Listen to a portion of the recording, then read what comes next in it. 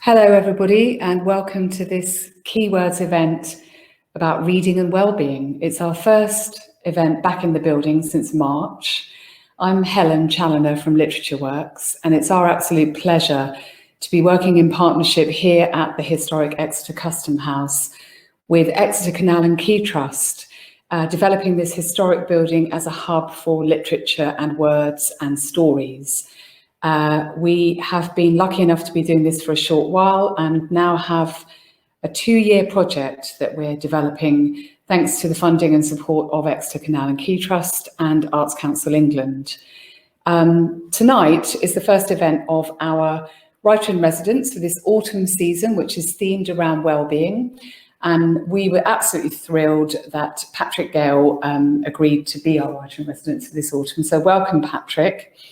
Patrick will be in the building writing, hosting some Meet the Writer sessions with writers and hosting a number of events, this being the first, as I said. So that's going to be very exciting over the next few weeks. We chose the wellbeing theme because it's one of the ones that people told us they were interested to explore through literature. And also it's one of the major focus Exeter as a UNESCO City of Literature, which it now is, and that's also our great delight. So this evening, Patrick has invited well-known writer and bibliotherapist Ella Berthoud, who has had a lifetime of reading, sharing her love of reading, and advising friends, family, and wider members of the public about reading and how reading can promote well-being, using reading as a form of therapy, known as bibliotherapy. Ella is the author of several books about bibliotherapy and she practices it. So she's going to be telling us about that. She's going to be in conversation with Patrick and then reading some of her own writing. There is a chat function. I hope people have had a chance to say hello to each other. We will switch that off while Ella and Patrick are in conversation to just minimize the distraction there. But there is actually at the bottom of your screen, there's an ask a question button, and you can write in there any question that occurs to you during the course of the event. My colleague, Heather, who is running the filming this evening, will be able to pick up on those questions, and you will hear her, if time allows, you will hear Heather reading out some of your questions for Patrick and Ella towards the end of the event. So please do ask those questions because it's going to be a very fascinating subject. And lastly, there will be a feedback survey, a very short one, coming up on the screen at the end, and we will email it to you. We'd be hugely grateful if you would complete that because we're still developing and learning what people find the most interesting and exciting. And so your feedback would be very helpful for that.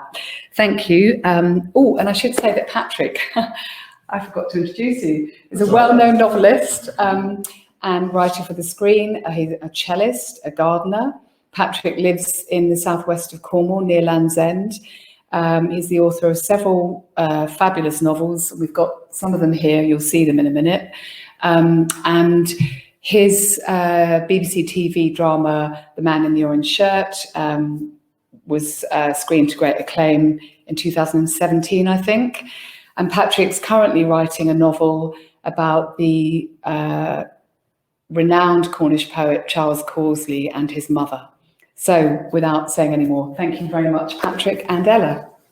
Thank you. Thank you so much, Helen, and welcome to all of you out there. I wish you could see the ceiling of the room that Ella and I are in. It is one of the most beautiful ceilings in the Southwest, and it should be really famous. So I think perhaps at one of the later sessions, I'm going to ask the camera lady to point it upwards at some point.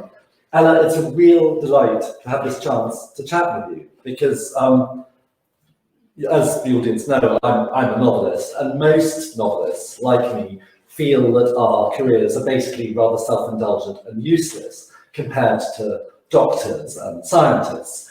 But you are here to make us feel good about ourselves because you really believe that writing does us good, and reading, more to the point, does us good. Can we start talking about empathy? Is it true, do you think, that reading fiction, reading novels, improves our powers of empathy?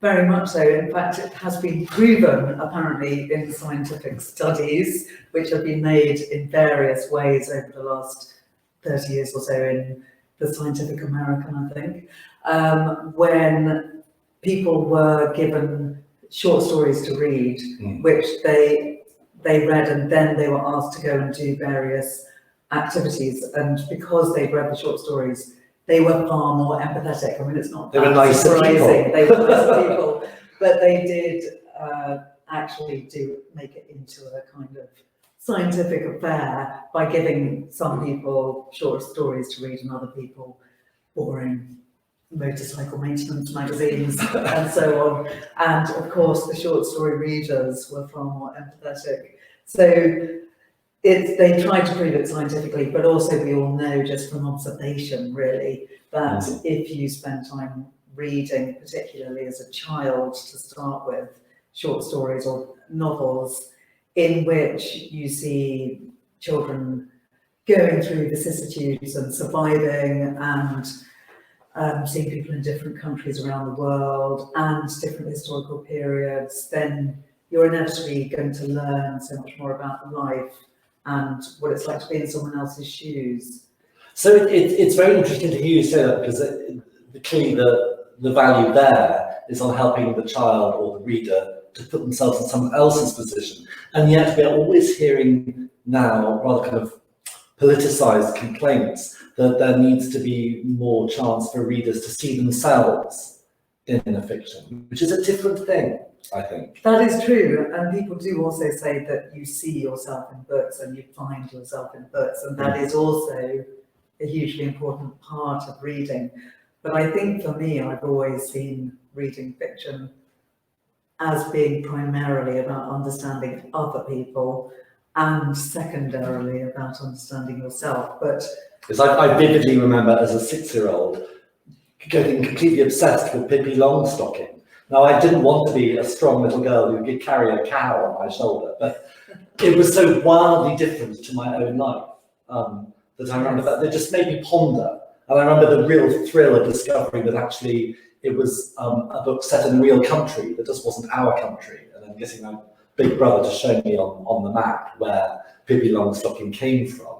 yes, and I think when you read books as children, it's as much about survival, seeing children going through extreme situations like Pippi, being an orphan, having to survive, but other books like Gary Paulson's Hatchet, Right. you know that one, that's a real survival story. Even Tarzan of the Apes, which I was a bit obsessed with as a child. Swiss Family Robinson. Yes, Yes. there's all those survival stories, and I think that's a slightly different side of the joys of reading, but that's about picturing yourself going through extreme circumstances and wondering how you would survive. So I think that's the other side of the coin when it's about understanding yourself. But there's also reading as compensation, isn't there? Where if your consolation rather, say you're being very frustrated as a child by being in a big family where you're constantly fighting for recognition, it really helps when you then read a book like Finn Family Moomintroll or Little Women, in which there are siblings vying for a mother's love. Yes, totally. And you realise you're not alone in that position. It does help. But it's not necessarily you, but it's your situations reflected back at you. Yes, and then there's also that sense with children's books of being put into a really terrible extreme, like in A Little Princess, when she starts off as a perfectly happy little girl with loads of money, and then everything is taken away. Yes. And all she has left is her imagination. Yes. And of course, with the power of imagination, she can still be rich because she's rich in her mind. And similarly, Secret Garden is all about going through immense misery, but surviving partly because of having hope and believing in the possibility of rebirth, with nature being reborn, with the Secret Garden itself. So I think children's books are hugely important for learning empathy for others and, as you say, about learning of your own capabilities and possibilities. We dive straight into talking about children's reading, but I think for a lot of us, the obsessive love we had for reading, we discovered for reading at, say, 6 or 7, if we were lucky. Yeah, that sort of reading in secret under the duvet after you're meant to have put the light out reading. That, in a way, seems like a lost country to us as adults. It can be very hard to retrieve, and I've heard a lot of people during lockdown, which should have been the most wonderful time for finally getting around to reading Proust or whatever. I've heard a lot of people saying that they were disappointed. They found they couldn't concentrate, they couldn't read the way they used to. Do you have any tips for us on how to get back to a child's way of reading? I do. You just happen to have a book right there. And that's such a beautifully produced book as well. It is lovely, isn't it? So this is the art of mindful reading. Yes, embracing the wisdom of words. And there's a chapter which is all about going back to childhood reading and finding ways of delving into reading in new ways. So the whole book is all about different ways of reading and how you can get more out of reading generally. So the chapters are called things like Lose Yourself in a Book, Find Yourself in a Book, Reading Like a Child, Sharing the Joy of Reading, and so on. And then I give people exercises and methods of how they can go delve more deeply into books and understand more about their own reading abilities and reading habits, and therefore make the most out of their reading. Do you think education is part of the problem? Do you think that's what partly stops our love of reading or makes it harder, because books suddenly become about work and study? I do think that's true, and actually I have to admit, from my own personal experience, I didn't love reading as much when I started studying it at Cambridge University. Right, because suddenly you had this huge reading list to work Yes, with. because it was so massive and it seemed like an insurmountable mountain of reading. And also we had to read very quickly, so you couldn't sit back and be absorbed in it. And I do think it takes a long time to get over that hurdle of seeing reading in a way as a chore. Yes. So we tend to have that naive innocence of reading when we're children. Then we become self-conscious about reading in our teens, go to possibly university and study things, and therefore reading is even more of a chore. And then hopefully you come out the other end in your 20s, some people not till their 30s or even later. And I do meet some bibliotherapy clients in their 60s and 70s who are only just getting back into reading and finding the joys of reading again. Yes.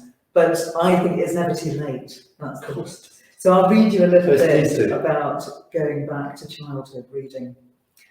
One of the loveliest ways to travel in time is to read a book that you first read as a child. There are other ways to time travel with reading. The way that you read can be as important as what you read. As adults, we read in snatched, stolen moments, interrupted by life, woes and worries. As children, we can devote whole days to reading and read in all kinds of unexpected places. When did you last climb a tree and read a book? Take your inner child by the hand and let him or her be your guide. Communal reading.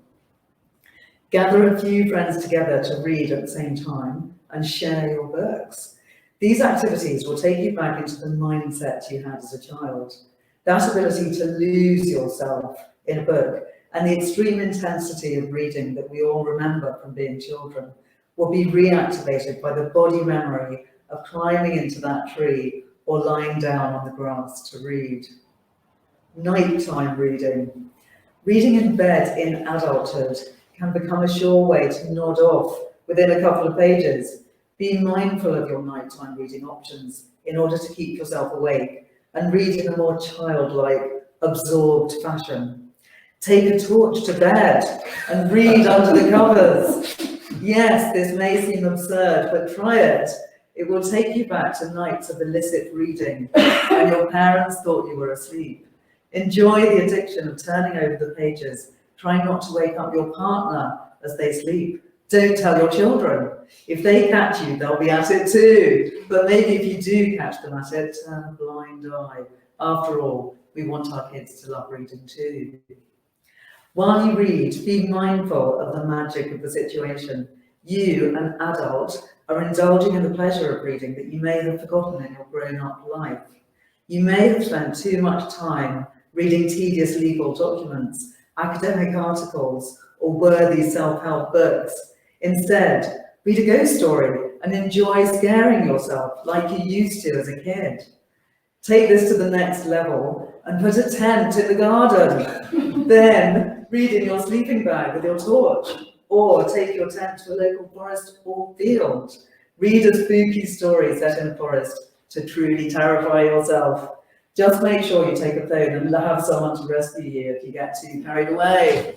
Or, of course, bring a friend or group of friends. Start a new trend, the Ghost Stories in the Wild Club. And then I've got a little bit about reading in exciting places, which I'll just read you.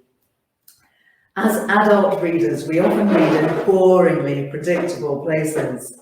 Remember when you were a child, you read in all kinds of different spots. Up a tree, in a boat, on the floor under a rug, behind a curtain or door, under the trampoline, on a horse. Maybe. Take your own reading into new places. At the very least, sit on a park bench during lunch. Get more radical and find unusual places to read in your garden. Build a bower where you can read and be hidden from the world. Read halfway up the stairs, perched on the landing. Find a local tree where you can sit and read if you don't have one in your own garden, or if you don't have a garden. Find a swimming pool where you can read while sitting on a lilo or in a hoop. Sit on the balcony if you live in a flat, or find a roof garden.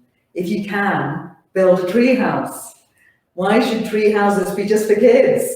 Think about creating your own reading nook in your house or garden, as described in chapter 1. I've got a whole bit about reading nooks.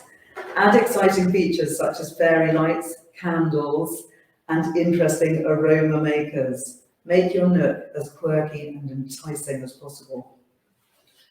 Patrick, you would have lots of great places for reading nooks. I would. You're a mind reader hearing you read that, because as a child, with me it was halfway up the stairs. There was a brilliant vantage point where I could see what was going on downstairs at my parents having a dinner party, which I wasn't meant to be at. And I could keep an eye out on my big brothers. But I could read at the same time. It felt safe. It felt safer than in bed for some reason. I think halfway up the stairs is a really good place to read. And I sometimes do still read halfway up the stairs. I've got a really good Good ledge in my house. But you also have a rather exciting 1960s dangly chair, don't you? Yes, I've seen a photograph of you in that. Yeah, that's my perfect reading nook, because I can be cosy hanging in that kind of orb. And actually, I can even put a blanket around it and hide. So you gave us there lots of lovely tips for how to rediscover the joy of reading. Let's talk about the barriers to reading. I mean, we're both of us not far from our smartphones. Surely these are one of the greatest barriers to reading ever invented. Absolutely, and that's one of the things I most frequently tell people to do when I do a bibliotherapy prescription. I almost always say at some point, you must spend at least an hour every weekend turning off your mobile phone, ideally turn off your Wi-Fi at source, and declare to yourself that you're going to read for that hour. And if you live with other people, try and do the same with them. So I always tell families to try and have a sort of Victorian reading afternoon on a Sunday between 2 and 3, or whatever's going to work for you and your gang in your house, which will work with all ages. And then turn off Wi-Fi at the plug, ideally even have no electricity, be radical, and then everyone has to read and you have no choice. It's so interesting, because a lot of these prescriptions actually are just the same advice I give to student writers who are having trouble getting on with writing their book, that actually reading and writing, I always think of them as two sides of the same circle. They are almost the same process, and you have to get into a similar mind frame. And I suspect the enemies to writing are the same as the enemies to getting back with your reading. Very much so. I think you can procrastinate terribly by having the phone at your side, and many of us always used to automatically reach for a book when we got into bed, But now we might reach for the phone and have a last look at Twitter or Instagram instead. So I think you have to be disciplined and make yourself not do that. And it's a great reason to leave your phone downstairs and not take it up with you, or at least go into airplane mode. But then you can't ring the police when the psycho killer comes in at the back door. Depending on how exciting the book you read was. Horribles. Yes. Well, okay, you can just go into airplane mode then instead. This is true. There is, funny enough, I mean, for both reading and writing, there's a very handy app. You can download a free app called Freedom, where you instruct your phone to be blocked from the internet. I don't know about that. You can choose if you want an hour, 2 hours, a whole day, and unless you ask a really smart 12-year-old child to help you, you cannot override it. Even if you turn the phone off and turn it back on, it won't go back online. That's so a great idea. It's quite a good emergency prescription for people who are getting really stuck. But screens, I know a lot of my younger relatives do all their reading now on a screen. And they say they love reading, but they're wrecking their eyes out, of course. But they are still reading. What's your feeling about this, about pages versus screens? Well, I do prefer the page, and there's nothing like the joy of touching a book and having the. Well, the books are beautiful. I mean, that's a very beautiful book, and on a Kindle that would not look the same. No, and I think there's many disadvantages with the screen. One of which is you don't really get to share your books in the same way that you do as when you have a book. Because when you're traveling, it's always really nice to be displaying the book that you're reading and be able to chat to people about it on the train, or nosily look at who else is reading what and possibly have a chat to them about that book, which of course is not going to happen with a Kindle or phone. So that's a great sadness. Though it has to be said, this is how Kindles have degendered reading, because apparently loads of men are secretly reading romantic sort of rom-coms and things on their Kindles. Yes, now that because Kindle doesn't turn bubblegum pink when you're reading a girly book, nobody knows. Yes, so, and that is a good thing. Yeah. And there are definitely good things about Kindles and e-readers, including that, which is also great for kids, because kids' books are so gendered still, which is really annoying. Yeah. But they're also really handy for traveling and for the instant nature of the fact that you can get a book whenever you want it. But they're not sensuous, and you don't have the rustle of the page, the texture of the cover, all those things that add to it. Neuroscientists have shown that you don't remember what you've read on a screen as well as what you've read on a page. That's so interesting. Which is because when you turn a page, you physically remember the turning of the page. You know that that page exists in time and space, and you have a sense of weight, and there's so many senses being spoken to that your brain takes on board and keeps as part of your body memory. Whereas with a screen, you're just flicking the page. It doesn't exist anymore once it's gone, and your brain doesn't believe in it anymore. So although you will remember the story and the facts to some degree, you won't remember it quite as deeply as if you do have the physical book.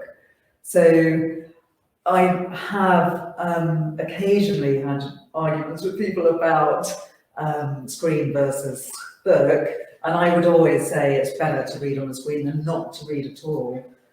But I would say if you can read a book, do, because you will remember it better and have a sort of longer lasting relationship with that book. And also the fact that it's on your shelf at home means that you can always refer to it and pick it up, feel it again, have a glance at it, remember if you love that book, and if so, why. And one of the other things I get people to do when I talk to them about deepening their relationship with books is to have a reading notebook. So I always encourage people to get a special little book, like a moleskin or some kind of nice leather-bound book or something that's tactile and pleasing to the touch. And then whenever you finish a book, while you're in that moment of mourning the loss of the book and wishing you were still living with those characters in your head and feeling them around you, that's when you pick up your reading notebook and write in it the title of the book, the author, the date you finished reading it, the place you were when you read it. So if you read it traveling to Alaska, you're going to remember that. I know we can't really talk about travel at the moment because we're not traveling, but imagine a world when we're traveling in our heads. Exactly. Or you might be visiting an aunt or going on a train somewhere. If you note that down, that really helps you to remember the place you were when you read the book, which is a kind of another body memory about reading the book and what was happening in your life at the time. And then you write a few lines about the book, how you felt about it. Did you love it? Did you hate it? Did you like the narrator? Did you wish that person hadn't died at the end? Did it resonate with you in any particular way that you're going to remember? So having the reading notebook is a great thing to do, whether you're reading on screen or a physical book. And it's probably even more important to do if you are reading on screen, because it will help you to remember it later. Right.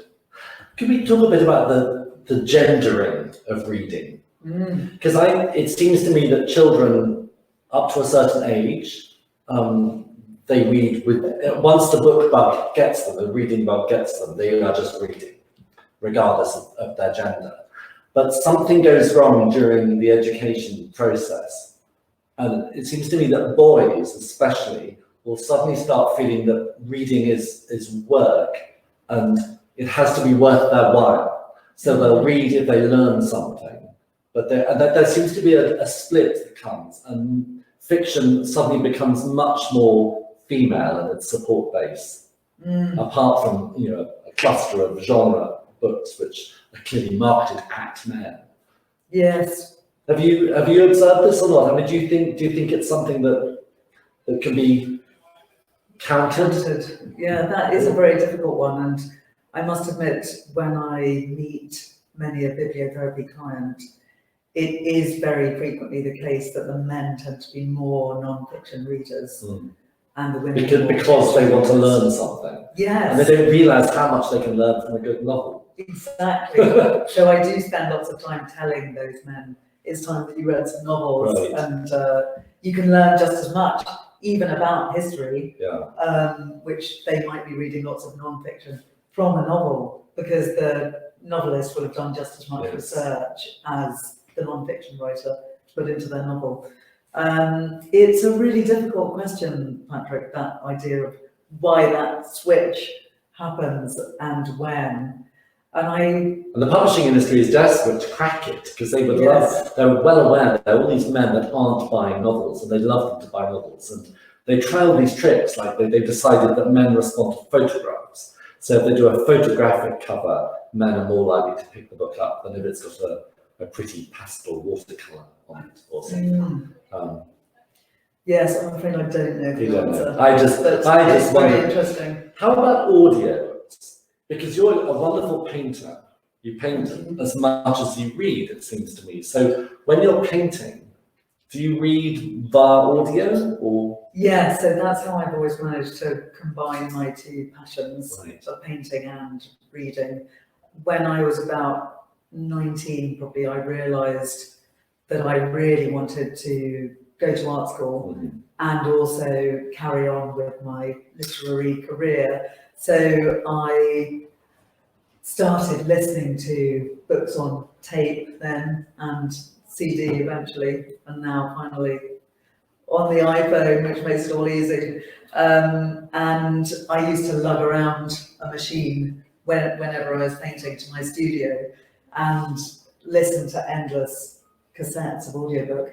And they used to be so big. Yes, if you wanted the exactly. whole book, it was, and they're expensive. And of course now they're wonderfully cheap, aren't they? Yes. Yes. Even then, I was quite good at finding them from the library cheaply. But I think I actually trained my brain to listen to audio at the same time as painting, because I do talk to many people who don't really like listening to audiobooks because they find it too distracting, and they feel that they either have to do one thing or the other. If they're listening to an audiobook, then they've got to do something really undemanding. Well, it's good for driving. A lot of people I know who have to do long drives Yes. do their reading in inverted commas that way. Yes, it's also great for boring chores. So laundry, household cleaning, even hoovering with headphones. And so I now listen to audiobooks pretty much constantly, wherever I am. And my family's forever trying to interrupt the audiobook so I can actually have a conversation with them. But a lot of my listening is when painting. So the books that I'm listening to do kind of seep into the paintings to some degree. Yeah, that's so interesting because I think most writers or keen readers who have another art form in their life, it's one or the other. They don't manage to combine the two. I know when I'm playing the cello, it's the one time I completely stop thinking about anything else. I go totally into that space because it requires a certain kind of physical and mental commitment. Yes. Well, there are times when I can't do both, it's true. Right. So when I'm really concentrating on a portrait at its first stages or setting forth a landscape, and I really need to be focusing on the composition, then I can't listen to an audiobook at that point. But once I've got to the point of having fun painting, then it's sort of a bit like going on automatic with both sides of the brain. I always think it's a bit like being one of the native Aboriginal Australian folk, the Indigenous people who seem to be able to listen to two conversations at once and successfully take in both conversations. And I feel that I can, in a way, do that with both sides of my brain. But I do think it's an art, and not everyone likes doing that. Some people find it really annoying listening to an audiobook and doing something else, which is completely fair enough. And they say, you know, they feel like they wouldn't be doing either one thing or the other properly. But I'm saying that I can. And with your friend Susan Elderkin, you've now written two wonderful sort of manuals of bibliotherapy. The Story Cure, which is really for parents looking for books for children, isn't it? Yes. And the Novel Cure for adults. Tell me about the process of bibliotherapy. I mean, to start with, you, between the two of you, you must have read a huge number of books and remembered them. Yes, well, we studied at university together, and so we started talking about books then. But even then, we had quite different tastes in literature. So Suze is much more of a purist who loves really beautiful writing. I'm much more of a story obsessive, even though I also appreciate the joys of beautiful writing. So that was quite good because we always liked slightly different books. And we started the bibliotherapy service together in 2008 at the School of Life. So since then, we have seen hundreds, if not thousands, of bibliotherapy clients and prescribed them thousands of books. And we have always shared our pool of knowledge. And we now have a third bibliotherapist as well, Simona Lyons, who's also an amazing source of knowledge. She used to run one of the Daunt bookshops in South Hampstead.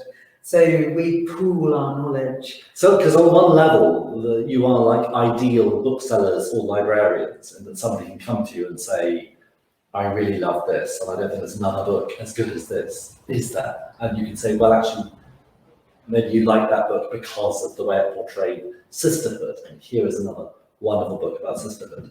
yes. As part of you, like a frustrated bookseller, do you have a dream of running a wonderful independent bookshop? We've often discussed it, me and Suze, and thought, wouldn't that be a lovely thing to do, is to have a kind of bibliotherapy themed bookstore. But I think I'm too much in love with also painting, and I think running a bookstore is obviously a massive commitment, and there would be the side of it which is admin, which I'm. It was stop you reading. It was stop you reading. In a moment, I want to throw this out to our online audience and see if they have bibliotherapy questions they want to put to you. But I wanted to test you in a way first, and try a bit of bibliotherapy on you. So let's say I'm a client and I've come to you and I have a real problem with writer's block. Plenty of authors claim they suffer from writer's block. Is there a book you could prescribe that would help writer's block, do you think? I think a really good one for that problem is I Captured a Castle by Dodie Smith, because for one thing, it captures the joy of writing really beautifully. I don't know if you have read it recently. Absolutely love it. It's one of those books I go back to regularly just to remind myself. Good. So it's partly very much reveling in the joy of writing in a very obvious way. And you can see Dodie Smith becoming a writer in a way while she's writing it. And it is about, it's a coming of age as a writer book.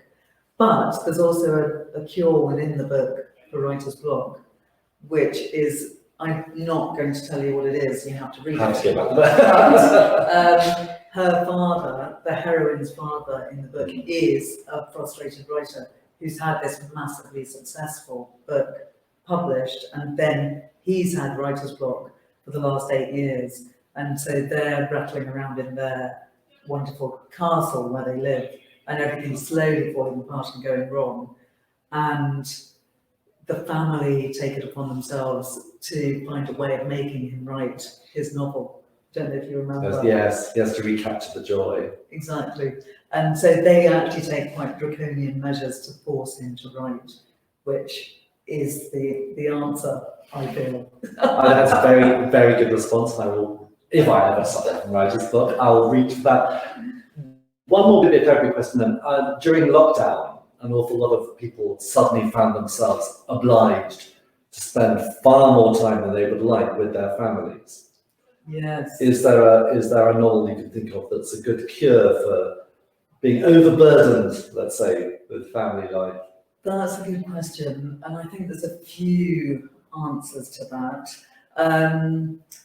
There's my immediate thought, so I've got two. Immediate thought is Cloud Street by Tim Winton, Right. which is a really lovely book in which two families are forced to live in the same house, and they actually build a wall between the two families at first, and then they slowly erode the wall as the book goes on, as they learn to love each other in different ways. So it's great because it's quite extreme and they have lots of awful scenarios throughout the book, but they gradually come together. So that's one. And the other one that I have recently read actually during lockdown and has become a big hit is The Most Fun We Ever Had by Claire Lombardo, which is a debut novel, Right. which is all about a big family in the States, and it's about the love of the older generation. They've been together for 40 years. They have 4 daughters, and they all have issues with each other. There's quite a lot of major dramas going on, and there's an adopted son who suddenly turns up unexpectedly, who nobody knew about. So there's massive tensions, and it's a book which really reveals all the horrors of family life, but it has this incredibly sort of loving core. It reminds you of the joy of them too. Yes, it does. So I think it's a great one because you can see the miseries that reflected from your own possible problems that you might be having in lockdown, but you can also see the hope and the love that is, we hope, knitting you together ultimately. I'm really keen to get you to read us another bit about reading. I keep combining the two, about reading and well-being. But before I do, I just wanted to put you on the spot. Is there a book you've always felt you must get round to reading, maybe during lockdown, and it's eluded you? Or are you scared of no book? If we're talking big, fat 19th century novels, is there one that somehow has never quite found its moment? Yes, but actually they're not so much big fat 19th century ones. Infinite Jest, I haven't read yet, yes. And that's one I feel I must. And it's one of those ones that lots of people rave about. And they tell you it changed their life. Exactly. And then the other one is A Little Life, Oh which, God, yes. which I haven't read yet. And I didn't finish, I'll admit I didn't finish because it was just so depressing. Well, yes. I get extreme reactions about that book from clients. Some Right. people say they absolutely loved it, some people say they absolutely hated it. So I must read it, but it's so long. I've been putting it You on. obviously have to get the talking book version. Yes, exactly. Yeah. So please give us another little reading, and then we will come to the audience for some live bibliotherapy if we can. Okay, so this is from the beginning of the book, and it's about understanding the world through reading. A love of reading. Reading is a pastime embraced by almost every culture in the modern world. Young and old, male and female, everyone reads, unless they've been raised by wolves. And reading is an inescapable part of life. For some, it's simply a functional habit, like eating to stay alive. For others, like me, it's something we crave like a cactus craves sunshine. Without it, we would crinkle up. When I was 5 years old, my parents took me and my brother on a journey from Iran to Finland, driving in a Wolseley 1300. In those days, we had no seatbelts, and I lay on the parcel shelf with a stack of picture books. I decided I was going to learn to read, and I copied out the letters on each page, proudly showing them to my parents at the end of each day. I got through Ferdinand as we drove through Turkey, the Cat in the Hat as we traversed Hungary, and Strull Peter as we sped through Germany. My brother Chris could already read, and he helped me to master the alphabet. By the time we reached Helsinki, I was firmly addicted to the magic of the page. Nothing could tear me away from a book, be it the cotton fields of Isfahan or the metre-thick ice of Helsinki harbour. At first, delighted that I'd been kept so well distracted during this 3-week journey, undeterred through an avalanche and a heat wave, my parents soon began to wonder, was I going to miss out on life through reading too much? My mother was my first role model for reading. It was her default entertainment, and she would never be without a book. Omnivorous in her literary consumption, she would read everything from sci-fi and crime to literary fiction, memoir, science books and magazines. I was one of 4 children, myself and 3 brothers, and many was the moment when we would play cowboys and Indians with guns, bows and arrows, a shouting, whirling mass of noise and bodies in mayhem around her, while she sat oblivious to it all, reading a book. She was able to switch off from everything around her and read with absolute concentration. This ability to disappear into a book was the first time I saw mindful reading in action. My mother put all her being into the book at that moment in time and made the absolute most of her reading time. I learnt to copy her and was soon lost in my own books, in parallel with my omnivorous parent. In our noisy household, I could be lost for hours on end, curled up in a chair, my body present but my head somewhere far away. Narnia with the 4 siblings who became kings, or the jungles of Africa with Tarzan, or joining in with the adventures of Tintin. As a bibliotherapist, I embrace and rely on reading. It's as important to me as food. My job involves looking at the entire person, their life, their tastes, their passions, desires, hopes, dreams, and any issues they may have. I then prescribe the ideal books for them to read right now, according to what is happening in their lives at the moment, what new paths they might be taking, or what major life events are happening to them. I aim to give the right books to the right people at the right time in their lives, and therefore I take reading as a pastime very seriously. Children learn empathy, moral codes and social norms through the stories they are read as tots. Then when they are old enough, the stories they read to themselves, and then the books they read as teens. Our understanding of the world is shaped throughout our lives by reading newspapers, novels, biographies, non-fiction, and online. As a bibliotherapist, I believe that every novel you read shapes the person that you are, speaking to you on a deep, unconscious level and altering your very nature with the ideas that it shows you. With every novel you absorb, You live a life that is different to your own, and this affects you on a fundamental level. Reading mindfully, as I will show, can help you to reflect meaningfully on the texts that you read, whether they're fiction, newspapers, online journalism, poems, or non-fiction. The benefits of reading can be seen not just in terms of what you learn, but also of their impact on your mental health. Even your physical health is affected by reading. A recent study has shown that readers of fiction live on average 2 years longer than non-readers. Yes, it's true. Reading makes you live longer. When you read, your heart rate slows, your eyes saccade across the page back and forth, which is a movement that creates a stress-reducing meditative state in your brain.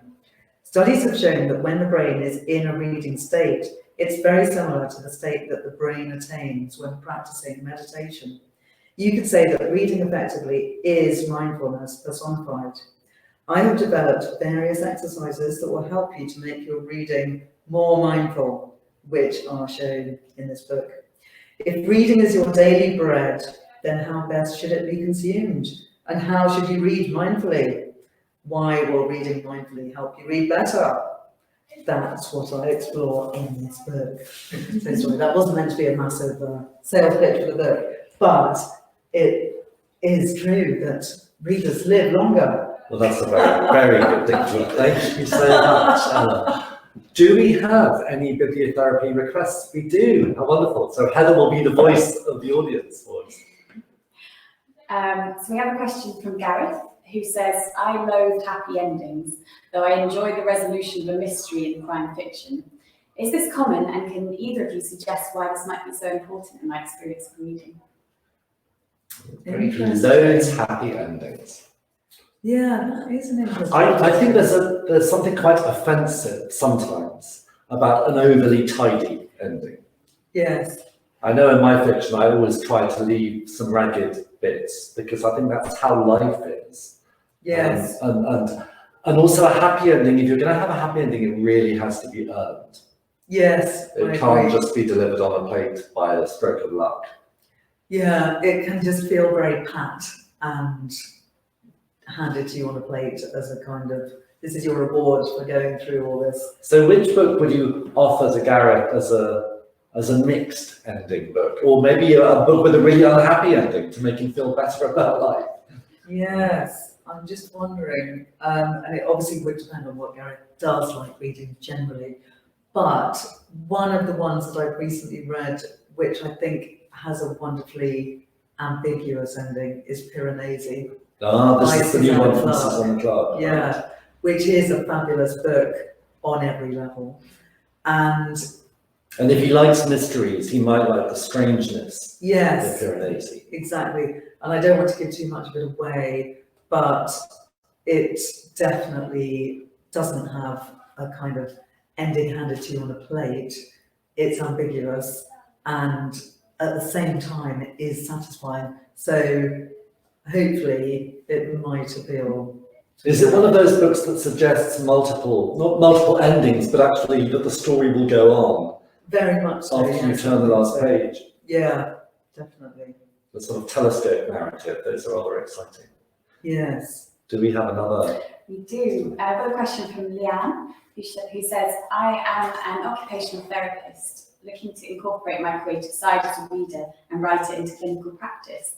Do you have any advice for incorporating books into group therapy sessions, particularly those for those in the palliative phase of illness? That's a great question. I don't know if you've heard of the Reader organisation, but they do a lot of brilliant work with people in palliative care and in hospices and hospitals. And their method, I think, is really fantastic, and it's one that we could all take note of and copy, which is that they go into hospitals and other places where people are needing comfort, and they share a reading from a book. So they might choose a classic like Great Expectations or Hemingway or Milton or something far more modern, so something like The Kite Runner, and they choose a passage which is maybe 20 minutes long to read, and they then share that with the group and discuss it. And I think that can really help people through the act of sharing the story. So if that's a possibility, I think that would be a really good option. And another great option would be to read aloud to people one-to-one, if that's feasible, because everyone loves being read to, I think, at any stage. It's a childhood luxury you think you've lost forever, and then somebody then reads to you again as a grown-up. Yeah, and I think people sometimes feel a bit self-conscious about it, and so you have to make a bit of a leap to do it, particularly in the context of a hospice or hospital. But if people are willing to give it a go, then I think it's a really lovely and healing thing to do. There's that wonderful, rather pretentious but very charming French film called La Lectrice, The Reader, Oh yeah. in which a beautiful woman is, you think at first she's some kind of prostitute, but she isn't. She is being paid to read to people. So she will often dress up in a way that suits them, and she will choose the reading to fit their needs. But it's very much about reading as a sort of therapy. I didn't know that was a film, because it's Yes. a book. Wow. Right, And okay. it's an amazing Well, the film book. is lovely with a great Beethoven soundtrack. I can recommend. Oh, yes. And lots of bicycling. She bicycles to all her clients, I remember that. Yeah. Do we have another Yes. question? We've got one from Tabitha, and she says, I'd love any suggestions for books about resilience in hard times like now, and more suggestions for books for struggling writers. Excellent question, Tabitha. I would say a brilliant book for resilience in hard times is Miss Benson's Beetle Oh, yes, by absolutely. Rachel Joyce. We both just recently read this. Yes. So, yeah. Because it's about a woman who seems to be kind of lost in life and is having a bit of a crappy time at the beginning of the book and having a horrible job that she never liked. And then she decides to follow her dream, which is to go to the other side of the world and find this beetle, this golden beetle that she always dreamed of as a child finding.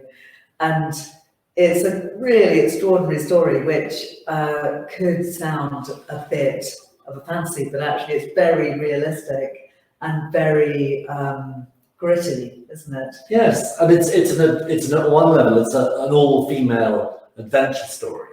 But it's also very much a story about reconnecting with your lost dreams. Yes. And fighting over the odds to get back to the thing you always promised yourself you'd do. Exactly, and it's also all about the importance of female friendship. So there's a very wonderful friendship at the heart of the book, which is deeply unexpected and highly satisfying.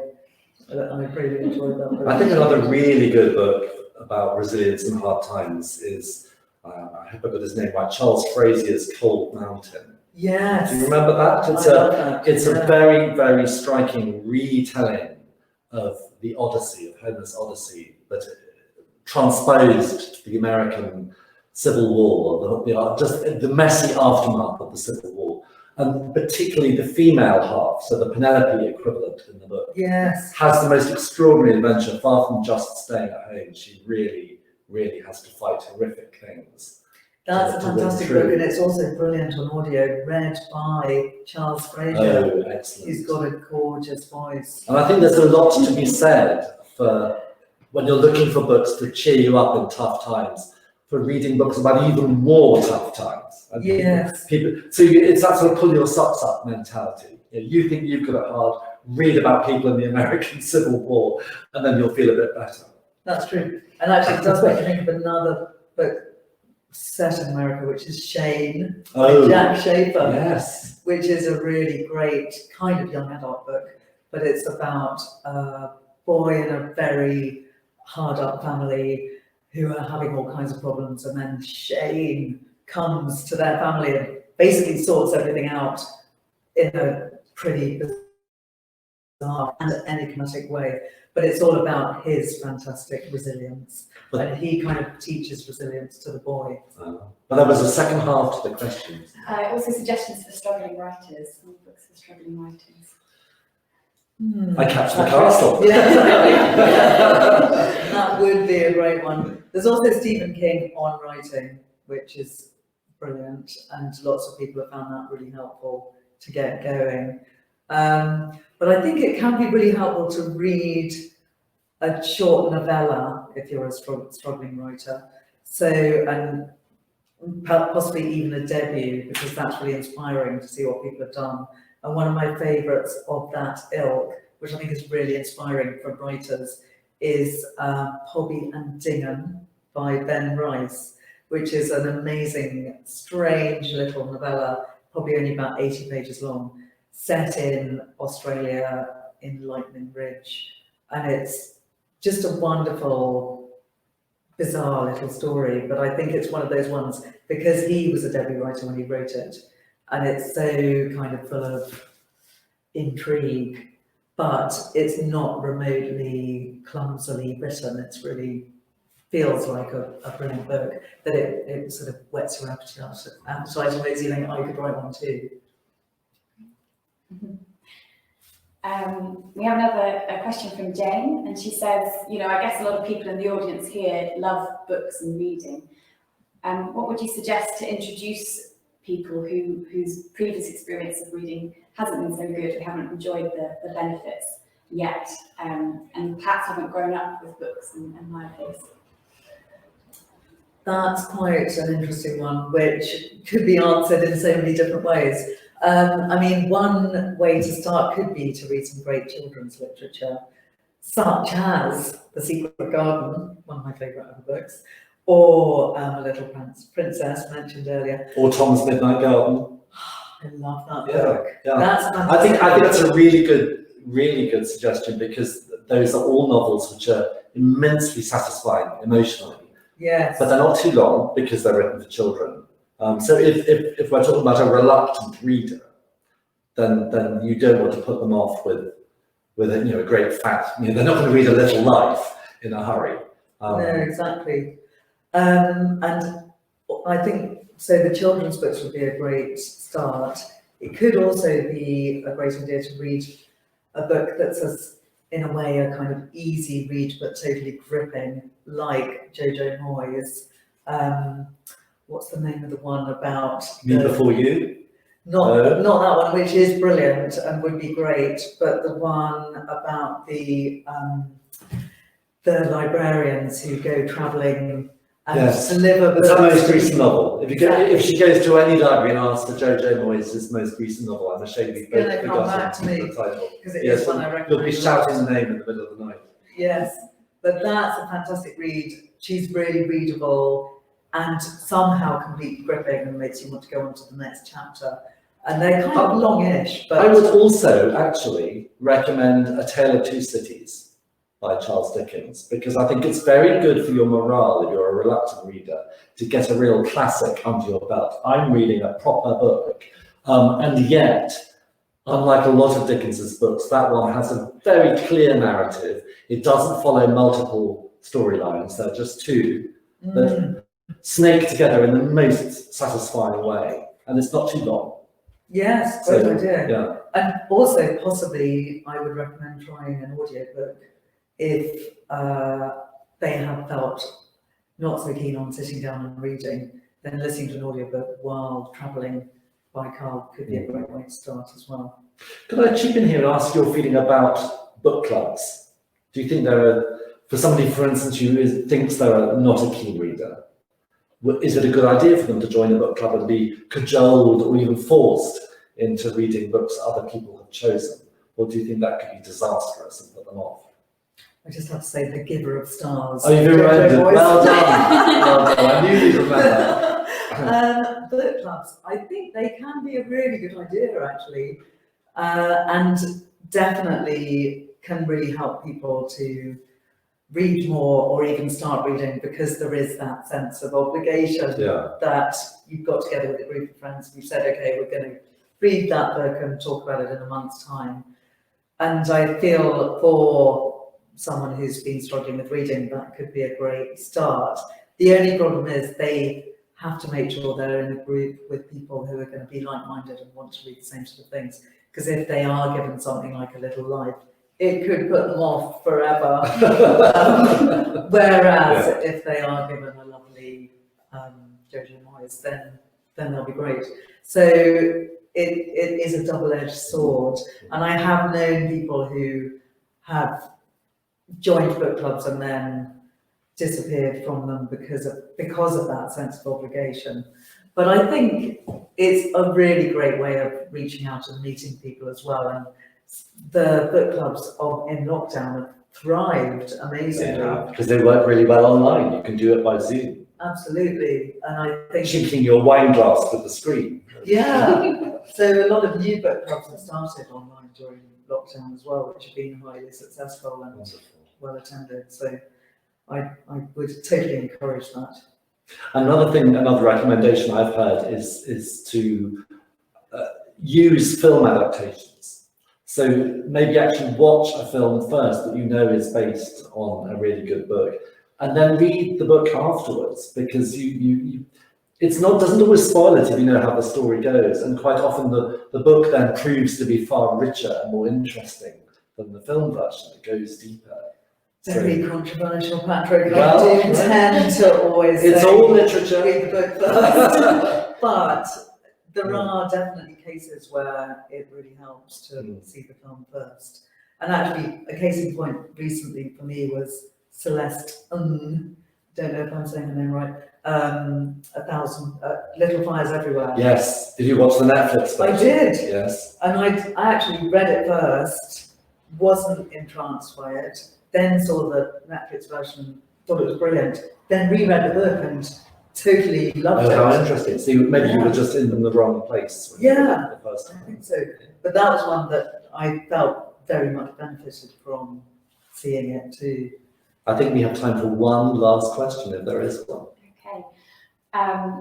We've got one, yes, from Elizabeth, who says she's currently working her way through the Booker shortlist in her annual attempt to learn to love literary fiction. But as usual, she's finding it thoroughly depressing. Why are so many good books miserable? And can you suggest some feel-good novels to counter her Booker downer? It is true, this year's list is quite punishing. Yeah. As Booker lists go, it's pretty punishing.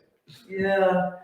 I know, it's interesting. I think maybe there is a certain amount of self-castigation going on in the literary world, that people want a bit of misery or feel that art has to be miserable in order to be truly great. But maybe that's a bit unfair. But I mean, there are a lot of amazingly brilliant books which are incredibly depressing. So feel-good books to counter that, Piranesi, as previously mentioned, totally brilliant, and Miss Svenson's Beetle. They're both, I'd say, feel-good books. Now I'm having a blank on anything else other than all the books that we've just mentioned. Having recently watched it on television, I was reminded how brilliant A Suitable Boy was. Yes, A Suitable Boy, the novel. So if she doesn't mind a really big book, I'd hugely recommend it, because it's very clearly based on the Jane Austen model, although it's entirely set in India and all the characters are Indian. It has the most satisfyingly earned happy ending I can remember for a long time. And where it's so clever is the happy ending is not the happy ending you think it's going to be. And there are trials and awful things happen along the way, but when you finally get there, you think, oh, this is really, I don't want to forget any of these characters, and they stay with you, and you do completely love the heroine by the end. Yeah, that's true. No, I think that's a really good recommendation, and also because it's a long book, yeah, you really travel. It's a real journey, and it's a journey worth taking. But I would recommend going onto the secondhand book site, 8 Books, and trying to find the lovely edition which published it in 3 volumes. So you don't have to carry around this giant book. You have 3 elegant volumes which you can enjoy and pass to your friends as you finish them. So yes, that's great. You prompted me to remember one of my favourite books, which is a feel-good book, which is R.K. Narayan, also an Indian book, The Guide, which is a really beautiful book, which is about a guide who works on the railway and then he has lots of different jobs, and I won't reveal at all what happens, but it goes through his life, and he has lots of big ups and downs, but ultimately it's a really surprising upbeat ending. Oh, I'm going to throw in one more as well, because you've reminded me. I promise, last book recommendation of the evening, and this is one I often make because nobody has heard of it, and I have an awful feeling the author died or something, having written just one brilliant book. It's by a man called Neil Ferguson, and it's called English Weather. I guarantee you've never heard of it, have you? Well, actually, Oh, you have. I recommended it to you. recommended it to me, but I still haven't. It's a very, very moving and enriching novel, and what it does very cleverly is to give you a man's entire life through snapshots from other people's lives, which sounds complicated. It isn't. Each chapter is like a short story told from a different viewpoint, in which the same man plays a part, and it builds up. And the effect is very feel-good, because it makes you realise that actually no one is an island, and you may think your life is really hard work, but actually little things along the way you do will affect other people in ways, good ways, that you might not even realise at the time. And it's one of those books that makes you value life. And I think that's, for me, the definition of a feel-good novel. And Ella, you have been a very feel-good guest. Thank you so much for coming all the way to Exeter. And if you want to get more of this, you can catch Ella and me live later this evening at 9 o'clock. Yes. When Ella will be turning the tables, because it turns out she has often prescribed my novels to her clients, and this is her chance to pick my brains about what lies behind them. Exactly, yeah. So that's 9 o'clock on Instagram and Facebook. Live. So what do people search for to find it? Ella Berthoud on Facebook. Ella Berthoud on Facebook. Yeah. Wonderful. And then hopefully it just pops up with us chatting. But meanwhile, thank you all so much for tuning in, and thank you to Literature Works, and thank you to Exeter's Custom House Museum for having us. Good night.